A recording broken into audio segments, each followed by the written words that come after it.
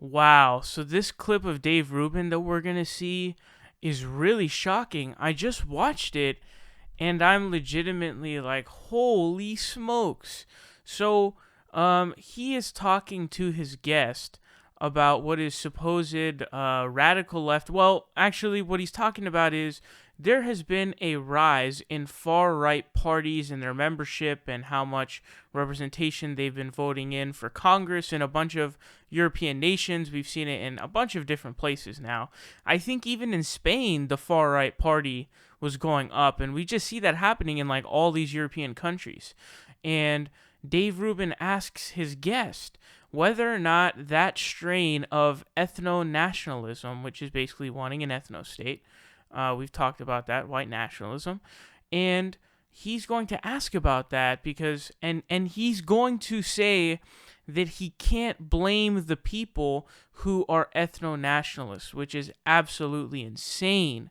So take a look here. Do you guys have a strain, we're seeing in Europe now where there's nationalist parties, that there does seem to be a strain of sort of ethno-nationalism or something that has a different racial connotation to it.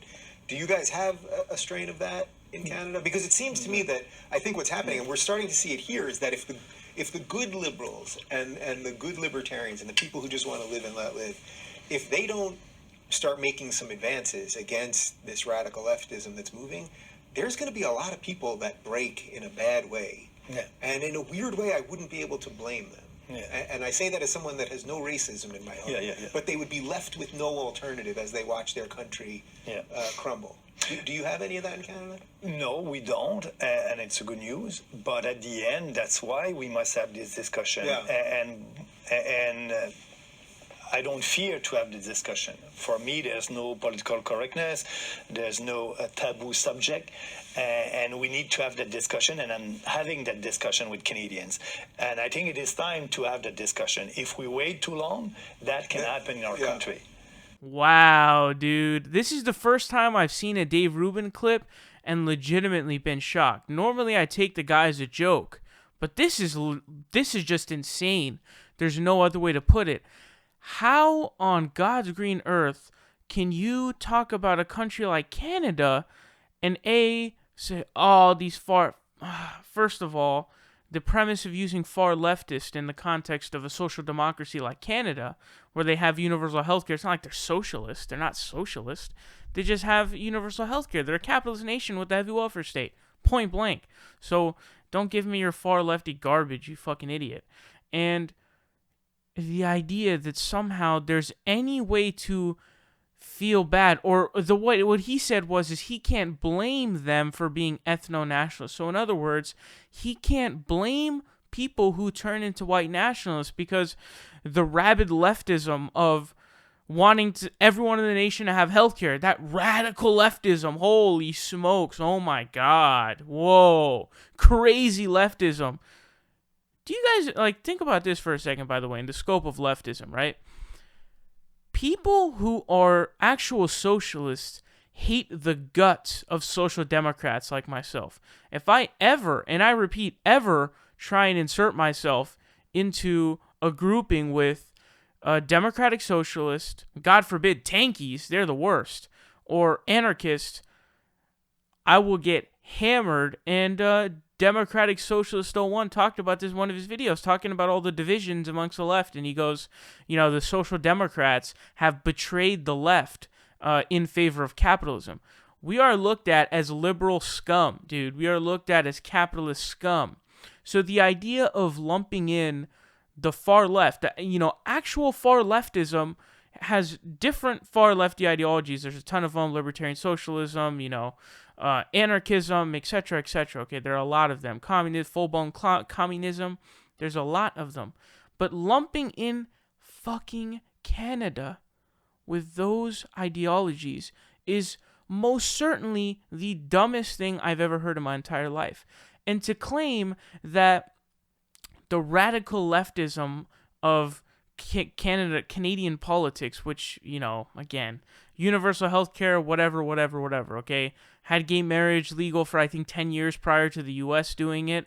Really crazy leftist, just a leftist hub of crazy lefties. But the idea of, in any situation, making the statement that, I can't feel bad for people who are racist, because that's what you are. If you're a white nationalist in a country with already other races and you want a ethno state, you're a racist. Point blank. That's it. No ifs, ands, or buts about it. Why do you want to kick out the other races? Because you think you're better. Period. Point blank. I've tried to make that point as much as possible, and it's simply the truth. So there is no way, no possibility, no reason at all to ever say something like that. And this goes to show you there is a thing called the libertarian to alt-right pipeline. It exists. I think Richard Spencer was a Ron Paul fan. Ron Paul was a racist himself, by the way. You can look into that. Look into his old newspaper. I didn't know that until recently, actually, until like a couple months ago. But he was actually racist too. And so a lot of libertarians go down the pipeline of turning racist. And we're seeing it happen with Dave Rubin. The first step to going towards that is saying, oh, first of all, you identify a justification. Okay, and so you identify, oh, these rabid lefties, man. These rabid lefties, dude. I can't do this. I can't be blamed because, hey, all these rabid lefties are out here, so I can't, I have to go do this. No, that's not true. You're just making excuses for yourself, and you're being a coward. That's what you're doing.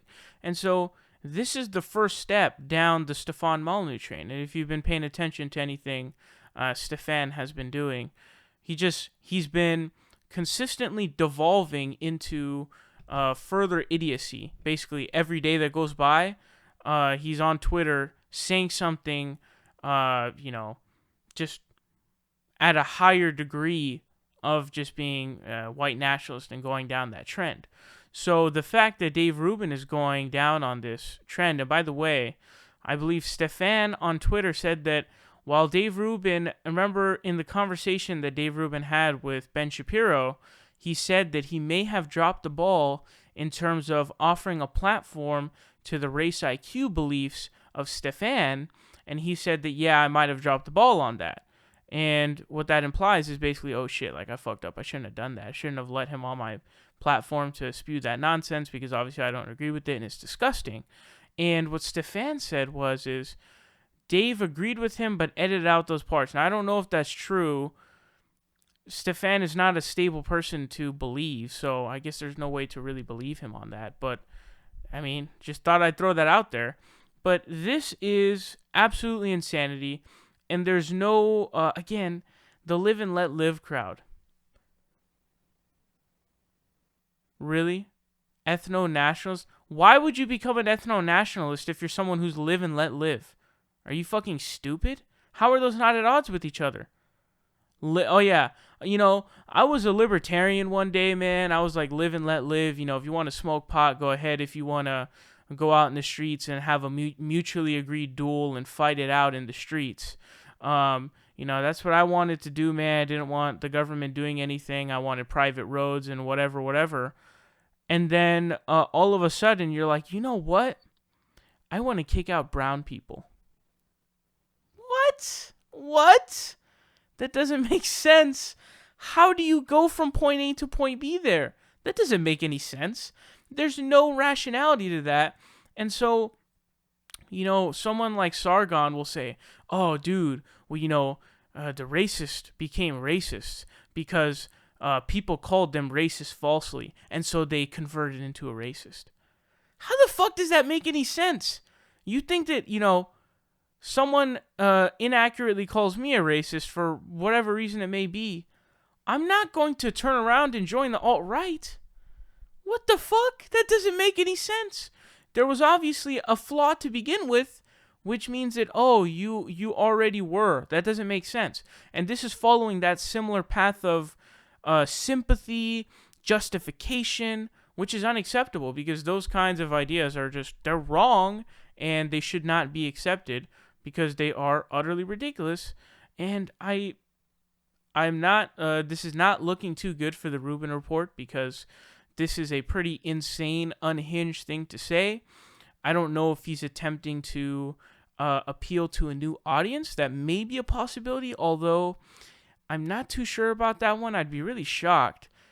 Why would I be shocked? I mean, it's Dave Rubin, right? It's the Rubin Report. Maybe he's now appealing to the ethno state audience who want, ethno cultures or whatever, and having a state just full of, one race or whatever. Unbelievable. I honestly couldn't believe this. Again, let me repeat. This is the first time I've seen a clip and been like, holy shit, of Dave Rubin. The first time I've seen a clip of Dave Rubin and legitimately been shocked. All the other times, I'd laugh at how stupid he is, whether it be him saying he supports single payer and then explaining Obamacare as the system that he supports, saying he's a classical liberal while claiming to be for single payer. All the, whether it be David Pakman telling him, like, dude, if you have an LLC, capital costs are tax deductible, so it's actually more of an incentive to have higher taxes, because if you are to use money for capital costs, that's tax deductible. And he's like he didn't know what that meant. He's like, huh? What? Huh? So anyways, this is absolutely insane and easily the worst thing I've seen on the Rubin Report.